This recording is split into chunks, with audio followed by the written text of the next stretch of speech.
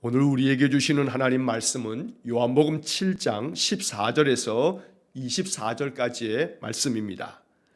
요한복음 7장 14절에서 24절까지의 말씀을 봉독하겠습니다. 이미 명절의 중간이 되어 예수께서 성전에 올라가사 가르치시니 유대인들이 놀랍게 여겨 이르되 이 사람은 배우지 아니하였거늘 어떻게 그를 아느냐 하니 예수께서 대답하여 이르시되 내 교훈은 내 것이 아니요 나를 보내신 이의 것이니라. 사람이 하나님의 뜻을 행하려 하면 이 교훈이 하나님께로부터 왔는지 내가 스스로 말함인지 알리라. 스스로 말하는 자는 자기 영광만 구하되 보내신 이의 영광을 구하는 자는 참되니 그 속에 불의가 없느니라. 모세가 너희에게 율법을 주지 아니하였느냐? 너희 중에 율법을 지키는 자가 없도다. 너희가 어찌하여 나를 죽이려 하느냐? 무리가 대답하되 당신은 귀신이 들렸도다. 누가 당신을 죽이려 하나이까? 예수께서 대답하여 이르시되 내가 한 가지 일을 행하매 너희가 다 이로 말미암아 이상히 여기는도다.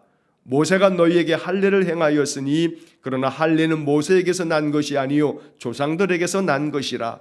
그러므로 너희가 안식일에도 사람에게 할례를 행하느니라. 모세의 율법을 범하지 아니하려고 사람이 안식일에도 할례를 받는 일이 있거든. 내가 안식일에 사람의 전신을 건전하게 한 것으로 너희가 내게 노여워하느냐?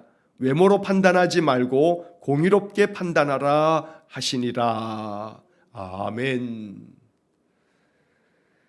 자, 오늘 우리에게 주신 이 요한복음 7장 14절에서 24절의 말씀이 또한 우리에게 복음이 되고 이 말씀이 오늘 한 날을 사는 우리의 삶에 하나님 주시는 영의 양식이 되기를 간절히 축원합니다. 자, 어제 주일 아침에 제가 설교를 통해서 요한복음 7장 1절로 9절의 말씀을 쭉 읽으면서 예수님께서 이 초막절을 즈음해서 바로 이 성전에 올라가는 이것으로 인해서 예수님의 그 동생들이 예루살렘에 가서 저 유대로 가서 그 기적과 능력들을 펼쳐보라고, 그래서 세상에 자기 자신을 드러내라고 하는 그런 이야기를 예수님 들으시면서 내 때는 바로 하나님의 뜻을 이루는 그 때는 아직 이르지 않았다 하면서 주님은 이 명절에 내가 아직은 올라가지 않겠다 하시는 그런 말씀들을 어제 설교를 통해서 말씀을 나누었습니다. 자, 그리고 이제 오늘 이어지는 본문 14절에서 24절까지의 말씀에서는 이렇게 해서 예수님 동생들뿐만 아니라 유대인들이 다 이 명절, 초막절 명절을 지키기 위해서 그들이 다 율법에 정한 대로 예루살렘으로 다 이제 올라갑니다. 자, 그런데 오늘 본문의 말씀을 보게 되면 예수님께서 아직은 내 때가 이르지 않았다라고 이렇게 말씀하시며 내가 이 명절에 아직 올라가지 않겠다라고 말씀하셨는데, 사람들이 다 이렇게 명절을 지키기 위해서 예루살렘으로 가고 난 다음에 명절의 중간쯤 되어 예수님께서 조용하게 사람들에게 드러내지 아니하고 예루살렘 성전으로 올라가시게 됩니다. 자, 14절의 말씀이 바로 이것을 이야기하고 있습니다. 이미 명절의 중간이 되어 예수께서 성전에 올라가사 가르치시니. 자, 예루살렘 성전에 가셔서 예수님이 이제 가르치심을 베풀고 있는 겁니다. 자, 그런데 예수님의 말씀을 듣는 많은 유대인들이 놀랍게 여겼다고 이어지는 15절에 기록되어 있습니다. 자, 15절을 보시면 유대인들이 놀랍게 여겨 이르되 이 사람은 배우지 아니하였거늘 어떻게 그를 아느냐 하니. 자, 예수님의 가르침을 쭉 들으면서 사람들이 놀랍게 여깁니다. 그러면서 사람들이 말하기를 자, 이 사람이 배우지 아니하였는데 어떻게 그를 아느냐, 이렇게 사람들이 말들을 하는 겁니다. 자, 이 부분의 15절의 이 해설에 대해서 매일 성경 묵상집을 가지고 있는 분들은 그 성경 본문 바로 밑에 조그만 글씨로 이 15절에 대한 해설이 기록되어 있는 것을 볼 수 있습니다. 어떻게 글을 아느냐라고 하는 이것은 글을 읽고 또 글을 쓸 줄 아는 그러한 능력을 말하는 게 아니고 성경 지식에 대한 해박함을 뜻하는 표현이다라고 하는 그런 작은 설명이 붙어 있습니다. 자, 유대인들 랍비들, 유대인 그 율법을 가르치고 유대인들을 지도하는 그 스승된 랍비들은 전통적으로 가르치는 방식이 있습니다. 성경을 해석할 때에도 성경 해석에 랍비들만의 전통적인 그런 방식이 있었던 겁니다. 자, 그런데 예수님께서 성전에서 이렇게 가르치실 때 이 젊은 랍비가 가르치는 말씀이 그들이 그동안에 전통적으로 들어왔던 많은 랍비들과는 달리 성경 해석에 있어서 그동안에 자기들이 들어왔던 그 어떤 랍비들보다도 훨씬 더 해박한 성경 지식을 가지고 있으면서 자기들이 듣지 못했던 많은 성경에 대한 이야기들을 말씀하시는 겁니다. 그래서 이 사람이 이야기하는 것을 보니 어떠한 랍비 스승으로부터 배운 그런 것들을 가르치는 게 아니고 남다른 그런 말씀 해석을 우리에게 들려주고 있다라고 이렇게 이야기를 하고 있는 겁니다. 그래서 어떻게 글을 아느냐라고 하는 이 해석은 우리가 이것이 예수님이 글자를 알고 모르고 이런 문제를 얘기하는 게 아니고 주님의 성경 해석이 남다른 그런 탁월함을 가지고 있기 때문에 어떻게 이렇게 성경을 잘 해석하고 놀랍게 해석하는가라고 하는 그러한 놀라움을 표현하고 있는 겁니다. 자, 그런데 사실은 이 말 속에는 경멸하는 투가 사실은 포함되어 있습니다. 아마도 이 유대인들 중에는 이제 나사렛 또 혹은 갈릴리 주변의 많은 사람들도 바로 이 예루살렘 성전에 예배하기 위해서 이 초막절을 지키기 위해서 왔기 때문에 예수님께서 나사렛 동네에 목수의 아들로 태어나서 그렇게 성장했다는 것을 아는 사람들도 이 무리들 가운데 또 없지 않아 있었을 것이 분명합니다. 그래서 우리가 알기는 저 사람 목수의 아들 아닌가? 그런데 어떻게 저렇게 해박한 성경 지식을 가지고 우리에게 가르칠 수 있는가? 이런 놀라움 속에는 사실은 이 목수의 아들로 자라난 그 예수에 대한 경멸 혹은 낮게 낮잡아보는 그런 마음도 이 속에 담겨 있던 겁니다. 자, 이에 대해서 예수님께서 대답하십니다. 16절 말씀, 예수께서 대답하여 이르시되 내 교훈은 내 것이 아니요 나를 보내신 이의 것이니라. 예수님의 이 말씀은 아주 분명하고 확실한 그런 대답이 됩니다. 내 교훈은 내 것이 아니다. 그리고 나를 보내신 이의 것이니라. 나는 보통의 랍비들처럼 자기들의 스승 랍비로부터 배운 그 배운 지식을 얘기하는 게 아니고 내가 알고 있는 내 얘기를 하는 게 아니고 나를 보내신 분의 그 말씀을 그 교훈을 내가 전하는 것이다 라고 이렇게 말씀하고 계시는 겁니다. 이 16절의 말씀이 항상 이 설교를 하는 목회자의 마음속에는 도전이 되고 또 기도가 됩니다.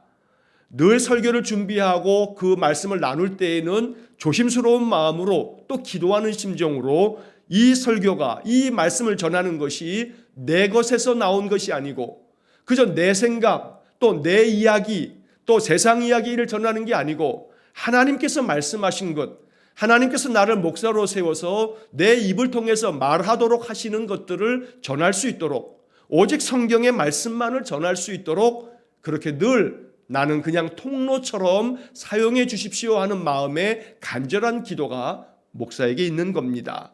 자, 그래서 예수님께서는 내 교훈은 어떠한 인간 랍비에게서 배운 것을 내가 전하는 것이 아니고 나는 나를 보내신 하나님께로부터 받은 것을 너에게 전하는 것이다 라고 이렇게 주님 말씀하고 계십니다. 그래서 주님의 교훈은 하나님께서 주신 것이기에 신적인 권위가 있는 말씀이다 라고 하는 것을 드러내시는 그런 표현이기도 합니다. 자, 여러분 여기서 이 예수님의 말씀 속에 나를 보내신이라고 하는 이 표현에 대해서 여러분 성경을 펴셔서 보시는 분들은 성경책에다가 이것을 꼭 표시를 좀 해놓으시기 바랍니다. 형광펜으로 좀 칠해 놓으시든지 빨간 펜으로 좀 표시를 해 놓으시든지 나를 보내신 여러분이 나를 보내신이라고 하는 이 표현을 오늘 다시 한번 좀 잠시 좀 살펴보는 것은 요한복음에 굉장히 중요한 이 표현이 나를 보내신이라고 하는 표현입니다. 여러분 마태, 마가, 누가, 요한복음 이 네 개의 복음서는 각각의 특징이 있습니다. 마태가 복음서를 쓸 때, 마가가, 누가가 또 요한이 각각의 복음서를 쓸 때 예수님에 대한 이야기를 전하기 위해서 복음서를 썼지만 이 각각의 이 마태, 마가, 누가, 요한은 예수님의 이야기를 전하면서 그 나름대로 특별하게 전하고 싶은 부분들이 각기 있습니다. 그래서 예수님의 이야기를 그냥 한 곳만 우리에게 전해주시면 되지 왜 이렇게 마태, 마가, 누가, 요한 네 사람이 전하고 있는 예수님 이야기를 성경이 이렇게 담고 있는가?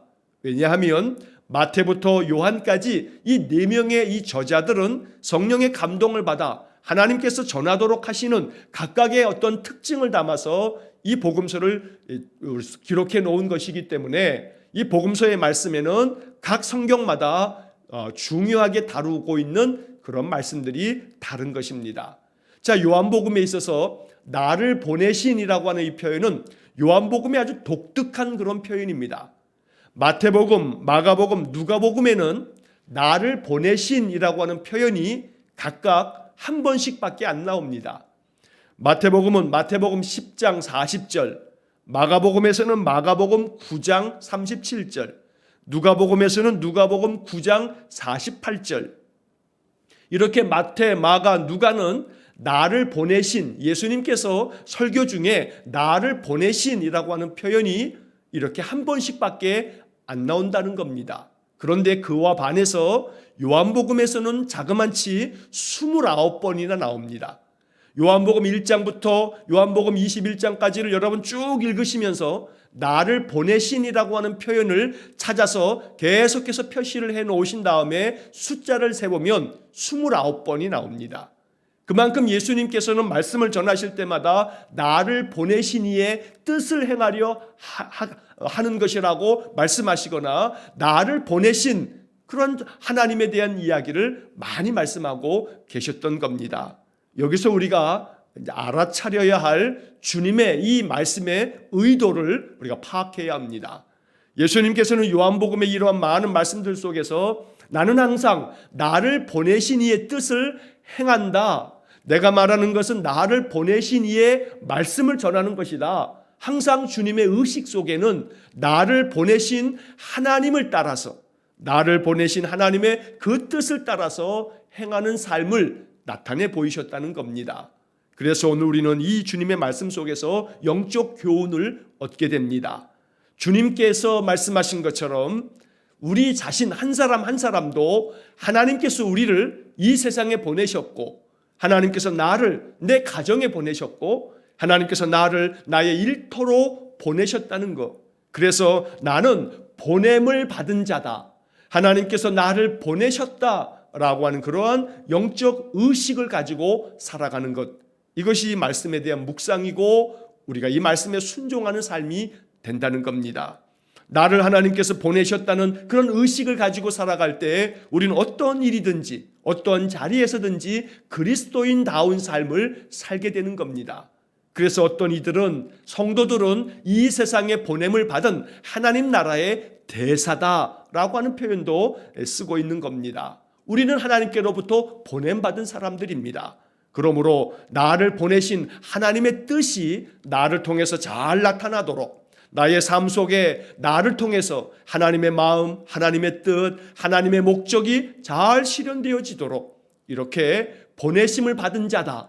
나는 항상 하나님의 보냄받은 뜻을 따라서 사는 사람이다 라고 하는 그런 영적인 의식이 우리 안에 충만하기를 간절히 축원합니다.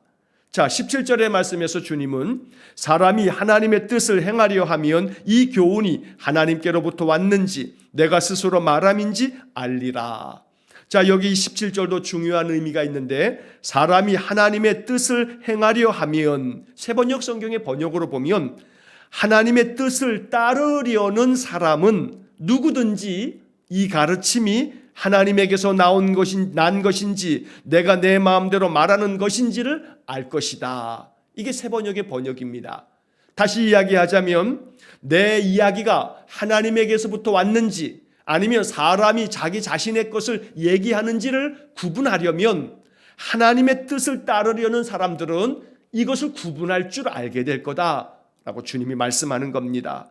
그래서 언제나 사람이 하나님 뜻대로 살고 하나님 뜻대로 행하려고 늘 힘쓰다 보면, 그러면 이게 하나님의 말씀인지 이게 사람이 자기 주장을 하는 것인지를 분별하는 영적 분별력이 생긴다라고 말씀하는 겁니다. 그래서 우리는 이 17절을 통해서 영적 분별력을 얻기 위한 방법은 항상 하나님의 뜻을 행하려고 늘 애쓰는 사람이 바로 이 영적 분별력을 얻게 된다는 것을 주님이 가르쳐 주시는 겁니다. 그래서 언제나 하나님의 뜻을 따르려고 늘 힘쓰고 애쓰는 삶을 살아갈 때 언제나 우리의 삶 속에서 여기에 하나님의 은혜가 있고 여기에 하나님의 뜻이 있음을 분별하는 영적 분별력을 갖고 살 수가 있다는 겁니다. 자, 이어서 18절의 말씀에 스스로 말하는 자는 자기 영광만 구하되 보내신 이의 영광을 구하는 자는 참되니 그 속에 불의가 없느니라. 주님께서는 또 하나의 방법을 알려주십니다. 스스로 말하는 자는 자기 자신의 주장을 펼치는 사람들은 자기의 영광을 받으려고 그렇게 말하는 것이지만, 그러나 보내신 이의 영광을 구하는 자는, 다시 말해 나를 보내신 그 하나님께 영광을 돌리고 모든 것의 영광은 하나님이 받으셔야 한다고 오직 하나님께 초점을 맞추는 사람들은 그 사람들의 모든 말이 참되다, 그것이 바로 하나님으로부터 온 말씀이다 라고 이야기를 하십니다. 그래서 그 속에 불의가 없다, 진실만이, 진리만이 그 속에 있다 라고 주님께서 말씀하십니다. 자, 여기 구하는 자는 이라고 하는 말이 나오는데, 보내신 이의 영광을 구하는 자는, 이 구하는 이라고 하는 이 표현을 쉬운 성경에 보면 추구하는 이라고 이렇게 번역을 해놨습니다. 보내신 하나님의 영광을 추구하는 사람, 이 사람은 늘 그 말에 참됨이 있다라고 이렇게 주님 가르쳐 주신 것입니다. 언제나 저는 이 말씀을 대할 때마다 늘 좀 전에 말씀드린 것처럼 목사로서 이 강단에 서서 늘 말씀을 전할 때마다 주님, 내가 전하는 이 설교의 말씀이 참된 말씀이 되기 원합니다. 오직 내 이야기, 내 뜻을 전하려 함이 아니고 하나님이 말씀하시고자 하는 하나님이 뜻하신 바를 나누고 전할 수 있도록 해 주십시오 라고 하는 그런 간절한 기도를 갖게 됩니다. 이것은 설교를 나누는 목회자뿐만이 아니고 또 보내심을 받은 모든 성도들에게도 마찬가지입니다. 그래서 베드로는 그의 서신에서 말하려거든 하나님이 말씀하시는 것처럼 하라고 우리에게 가르쳐주고 있는 겁니다. 그래서 오늘 한 날도 여러분 만나는 사람들에게 우리가 말 한마디를 하더라도 그 말 속에 따뜻한 온기가 느껴지고 그 말 속에 사람을 격려하고 위로하고 힘을 북돋아주는 생명의 그런 말씀들이 되어지기를 주의 이름으로 간절히 축원합니다. 자, 그 다음 이어지는 주님의 말씀 속에 19절, 모세가 너희에게 율법을 주지 아니하였느냐? 너희 중에 율법을 지키는 자가 없도다. 너희가 어찌하여 나를 죽이려 하느냐? 자, 이 말씀은 우리가 맥락을 이해해야만 이 말씀, 이 19절 이하의 말씀을 이해할 수가 있습니다. 자, 모세가 너희에게 율법을 주지 않았느냐? 그 율법의 말씀 중에 제6계명에 보면 살인하지 말라라고 말씀하고 있는데, 그런데 너희 중에 율법을 지키는 자가 없다. 너희가 어째서 나를 죽이려고 하느냐? 주님이 이렇게 말씀합니다. 자, 뜬금없이 이렇게 말씀하시니까 사람들이 당황을 합니다. 그래서 그 다음 이어지는 말씀에 20절에 보면 무리가 대답하되 당신은 귀신이 들렸도다. 누가 당신을 죽이려 하나이까? 이렇게 사람들이 이야기를 합니다. 이 성전에는 많은 백성들도 모여 있지만 사내들인 공회 사람들도 모여 있고 여러 이 종교 지도자들, 랍비들도 다 모여 있습니다. 우리는 이미 요한복음 5장 18절 말씀에서 예수님께서 이 38년 된 병자를 안식일에 고쳐주신 이 일 때문에 사람들이 예수님을 죽이려고 했다라고 하는 그런 이야기를 요한복음 5장 18절에서 읽은 적이 있습니다. 예수님을 죽이고자 하는 그 마음이 계속 이어져 왔다는 것을 우리가 이미 요한복음에서 몇 군데서 본 적이 있습니다. 그래서 예수님은 이 말씀을 듣고 있는 성전에 모여 있는 사람들 중에서 바로 그런 일들을 주도하고 있는 사람들이 그 속에 있었기 때문에 주님께서 이렇게 말씀하고 있는 겁니다. 너희들이 모세의 율법을 알고 있건만 그 살인하지 말라는 그 계명을 알면서도 왜 자꾸 나를 죽이려고 음모를 꾸미느냐 라고 주님께서 아주 대놓고 그들에게 말씀하고 있는 겁니다. 그런데 어떤 사람들은 이 말씀을 처음 듣고 있는 사람들도 있었기 때문에 당신은 귀신이 들렸나 보다. 어째서 누가 당신을 죽인다고 말하느냐? 이렇게 반응을 몇몇 사람들이 보이고 있는 겁니다. 또 혹은 그 음모를 가지고 있는 사람들 중에도 시치미를 떼고 이렇게 말했는지도 모릅니다. 자, 이 20절의 사람들의 이야기는 여러분 이렇게 이해를 하시면 됩니다. 당신이 과대망상, 피해망상 때문에 지금 그런 말 하는 거 아니요? 누가 당신을 죽인다고 말하는 거요? 이렇게 사람들이 예수님께 쏘아붙이고 있다는 겁니다. 예수님이 결코 과대망상이나 피해망상으로 누가 나를 죽이려고 한다, 왜 당신들이 날 죽이려고 하느냐, 이렇게 말씀하시는 것은 절대 아닙니다. 이미 예수님을 죽이려고 하는 그 음모가 구체적으로 많이 이렇게 펼쳐졌기 때문에 주님께서 이렇게 말씀하고 계시는 겁니다. 자, 그 다음에 이어지는 21절에서 예수님께서 대답하십니다. 예수께서 대답하여 이르시되 내가 한 가지 일을 행하매 너희가 다 이로 말미암아 이상히 여기는도다. 여기서 한 가지 일이라고 하는 것은 좀 전에 말씀드린 요한복음 5장에서 베데스다 연못에서 38년 된 병자를 안식일에 고치신 그 사건, 그로 인해서 안식일에 이 병자를 고쳤다는 것이 안식일법을 어겼다, 이렇게 생각하면서 주님을 쏘아붙이고 비난하고 심지어는 박해하고 죽이려고 했던 것, 이게 우리가 요한복음 5장에서 읽었던 내용입니다. 자, 이렇게 안식일에 내가 한 가지 일, 사람을 고쳐주었다는 이 일을 행함으로 인해서 너희들이 이로 말미암아 이상히 여기면서 나를 박해하고 죽이려고 한 것 아니냐, 주님 이렇게 말씀하고 계시는 겁니다.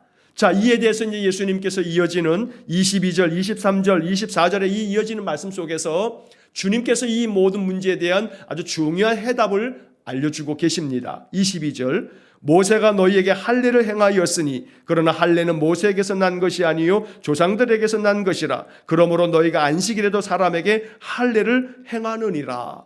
자, 23절, 22절의 말씀에서 모세가 너희에게 할례를 가르쳤고 할례를 명하지 않았느냐? 그러므로 너희가 안식일에도 사람에게 할례를 행하지 않느냐라고 말씀하고 있는 겁니다. 실제로 모세 율법에 의하면 할례를 행하는 것은 언제나 이스라엘 백성들이 아이가 낳게 되면, 남자아이를 낳은 후에 8일이 지나면 무조건 8일이 지난 후에 안식일을 해야 됩니다. 할례를 행해야 합니다. 그런데 그 아이가 태어나는 것이 안식일을 피해서 할례를 할 수가 없기 때문에 율법대로 8일이 지나면 할례를 행해야 되는데, 이 할례를 행하는 날이 공교롭게도 안식일에 끼어 있다 할지라도 할례를 행하라고 하는 율법이 중요하기 때문에 안식일에도 할례를 행했던 겁니다. 예수님께서는 이 이야기를 하면서 너희들이 안식일에도 사람에게 할례를 행하지 않느냐 이렇게 말씀하시고, 23절에 모세의 율법을 범하지 아니하려고 사람이 안식일에도 할례를 받는 일이 있거든 내가 안식일에 사람의 전신을 건전하게 한 것으로 너희가 내게 노여워하느냐. 너희들도 그 율법의 명한대로 바로 할례를 지키기 위해서 안식일 범하고 있지 않느냐. 안식일에도 할례를 행하고 있지 않느냐.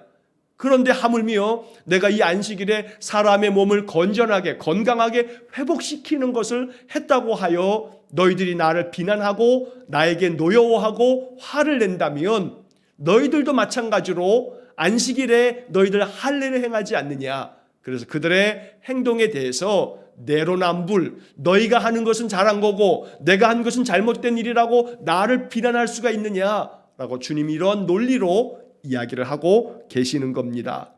자, 여기 22절에서 참고적으로 22절 그 중간에 가로가 쳐져 있습니다. 그러나서부터 마지막에 난 것이라까지 여러분 성경에 보면 이 가로가 쳐 있을 겁니다. 몇 차례 말씀드린 것처럼 이 가로가 쳐져 있는 이러한 부분들은 사본의 문제가 있기도 하고 또 이것은 후대의 첨가일 수도 있습니다. 무슨 말씀이냐면 어떤 성경 사본에서는 이 구절이 나오기도 하고 어떤 사본에서는 이 구절이 생략되어 있기도 하기 때문에 그런 사본상의 어떤 표기를 이렇게 가로를 쳐서 나타내기도 하고, 또 더러는 이렇게 가로를 침으로써 이것은 나중에 훗날 이 성경이 정경화되어지는 과정에서 나중에 이 성경학자들이 이 부분을 해석하는 이 해석의 문구를 첨가시킨 거다 라고 하는 것을 알려주기 위해서 가로를 쳐놓았다라고 이렇게 해석하기도 합니다. 그래서 예수님께서 말씀하시는 이야기는 모세가 너희에게 할례를 행하였으니 그러므로 너희가 안식일에도 사람에게 할례를 행하느니라. 이렇게 주님의 말씀은 그러나부터 난 것이라, 이 가로가 쳐져 있는 부분은 주님의 말씀이 아니고 후대의 첨가다라고 이렇게 학자들은 보고 있는 것입니다. 자, 중요한 것은 결국은 주님께서 말씀하신 이 귀한 말씀이 안식일에도 사람을 살려내는 것, 이것이 바로 하나님의 뜻이다라고 말씀하고 계시는 것입니다.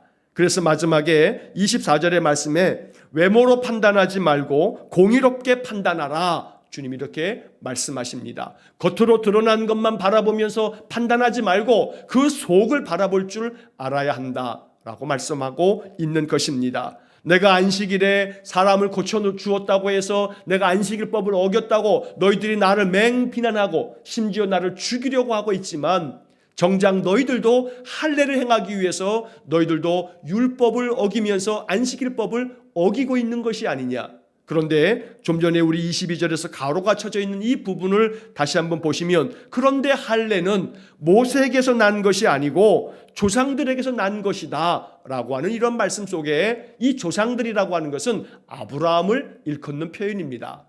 원래 할례가 처음 시작된 것은 바로 아브라함 때부터입니다. 하나님께서 아브라함에게 할례를 행하라고 말씀하셔서 아브라함의 온 가족이 할례를 행했다는 이야기가 창세기 17장에 기록되어져 있는 것입니다. 그러므로 할례를 명하신 것은 모세에게 명한 것이 아니고 그 조상인 아브라함에게부터 시작된 것이라고 하는 것을 말씀하시므로, 그래서 이스라엘 사람들은 이 율법이 안식일을 지키라라고, 안식일에는 아무 일도 하지 말라라고 했음에도 불구하고 이 안식일에도 할례를 행하는 이 법이 우선되었다. 그러므로 아무것도 안 하는 것이 능사가 아니고 안식일의 참된 목적은 사람을 위해서 있는 것이기 때문에 할례를 행함으로 하나님 거룩한 백성이 되게 하는 것처럼 안식일에 사람을 고쳐주고 살려주고 안식일에 사람을 위해서 행하는 일들은 결코 율법을 어기는 것이 아니다. 주님 이렇게 가르쳐주고 계시는 겁니다.